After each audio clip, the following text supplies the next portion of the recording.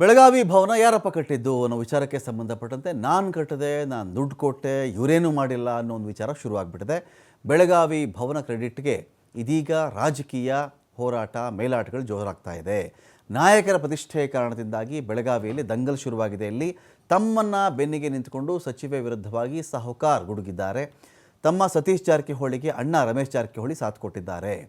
ಬೆಳಗಾವಿಯ ಗಾಂಧಿ ಭವನಕ್ಕೆ ಒಟ್ಟು 1,27,00,000 ರೂಪಾಯಿ ಕೊಟ್ಟವನು ನಾನು, ಇದರಲ್ಲಿ ಸ್ವಂತ 27 ಲಕ್ಷ ಹಣವನ್ನು ಕೊಟ್ಟಿದ್ದೆ ಅಂತ ಹೇಳಿ ರಮೇಶ್ ಜಾರಕಿಹೊಳಿ ಹೇಳಿದ್ದಾರೆ. ಒಂದು ಬೆಳಗಾವಿಯಲ್ಲಿ ಒಂದು ಕಾಂಗ್ರೆಸ್ಗೆ ಒಂದು ಭವನ ಕಟ್ಟಬೇಕು ಅಂತ ಬಂದಾಗ, ಗಾಂಧಿ ಭವನ ಕಟ್ಟಬೇಕು ಅಂತ ಬಂದಾಗ 1,27,00,000 ರೂಪಾಯಿಗಳನ್ನು ಕೊಟ್ಟವನು ನಾನು. ಇದರಲ್ಲಿ 27 ಲಕ್ಷ ಹಣ ಇದೆಯಲ್ಲ ನನ್ನ ಕೈಯಿಂದ ಕೊಟ್ಟಂಥ ಹಣ. ಆದರೆ ಜಾಗ ಖರೀದಿಯಾದ ಮೇಲೆ ಕಾಮಗಾರಿ ನೆನೆಗುದಿಗೆ ಬಿದ್ದುಬಿಡ್ತದು, ನಿಂತು ಹೋಯಿತು ಕಾಮಗಾರಿ. ನಾನು ಮಂತ್ರಿ ಆದ ಮೇಲೆ 1 ಕೋಟಿ ಹಣವನ್ನು ಕೈಯಿಂದ ಕೊಟ್ಟೆ. ಕಾಂಗ್ರೆಸ್ನ ಎಲ್ಲ ಶಾಸಕರು ಸೇರಿ 20 ರಿಂದ 25 ಲಕ್ಷ ಕೊಟ್ಟಿದ್ದಾರೆ. ಅದರಲ್ಲಿ ಲಕ್ಷ್ಮೀ ಹೆಬ್ಬಾಳ್ಕರ್ ಎಷ್ಟು ಹಣ ಕೊಟ್ಟಿದ್ದಾರೋ ನನಗೆ ಗೊತ್ತಿಲ್ಲಪ್ಪ.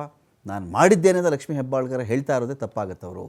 ಲಕ್ಷ್ಮೀ ಹೆಬ್ಬಾಳ್ಕರ್ ನಾನು ಮಾಡಿದೆ ಅಂತ ಹೇಳ್ತಾ ಇದ್ದಾರಲ್ಲ, ಆ ಥರ ಅವರು ಮಾತನಾಡೋದೇ ತಪ್ಪು ಅಂತ ಸಚಿವ ಹೆಬ್ಬಾಳ್ಕರ್ ವಿರುದ್ಧವಾಗಿ ಮಾಜಿ ಸಚಿವ ರಮೇಶ್ ಜಾರಕಿಹೊಳಿ ಕಿಡಿಕಾರಿದ್ದಾರೆ. ಆವಾಗ ಕ್ಯಾಬಿನೆಟ್ ಮುಖಾಂತರ ಈ RTO ಸರ್ಕಲ್ ಇದ್ದಂಥ ಕಾಂಗ್ರೆಸ್ ಪಕ್ಷಕ್ಕೆ ಭವ್ಯವಾದ ಆಫೀಸ್ ಇದ್ದ ಜಾಗದಲ್ಲಿ ಆ ಜಾಗವನ್ನು ಸಂಕ್ಷೇಮ ಕೊಟ್ಟರು. ಆದರೆ ಆ್ಯಕ್ಚುಲಿ ಫ್ರೀಯಾಗಿ ಕೊಡ್ಬೋದಿತ್ತು. ಆದರೆ 52 ಲಕ್ಷ 54 ಲಕ್ಷ ಮಾಡಿ ಮುಂದೆ ಆಮೇಲೆ ಒಂದು ರಿಕ್ವೆಸ್ಟ್ ಮಾಡಿ ನಾವು ಭಾಳ ಅಮೌಂಟ್ ಜಾಸ್ತಿ ಕಡಿಮೆ ಮಾಡೋಕ್ಕೆ ಪ್ರಯತ್ನ ಮಾಡೋದು.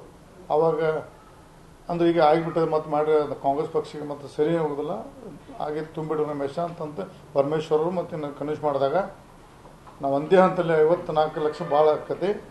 ಅದನ್ನು 2 ಪಾರ್ಟ್ ಮಾಡಿಕೊಟ್ರು. 27 ಲಕ್ಷ 2 ಪಾರ್ಟ್ ಮುಖಾಂತರ ಮತ್ತು ಆದೇಶ ಮಾಡಿ 2,000 ತುಂಬಿ ನಾವು ಒಂದು ಫಸ್ಟ್ ಕಂತು ತುಂಬಿ 27 ಲಕ್ಷ ತುಂಬಿದ ತಕ್ಷಣ ಬೆಳಗಾವಿ ಕಾರ್ಪೊರೇಷನ್ ಖರೀದಿ ಕೊಡಬೇಕು ಅಂತ ಆರ್ಡರ್ ಮಾಡಿದ್ರು.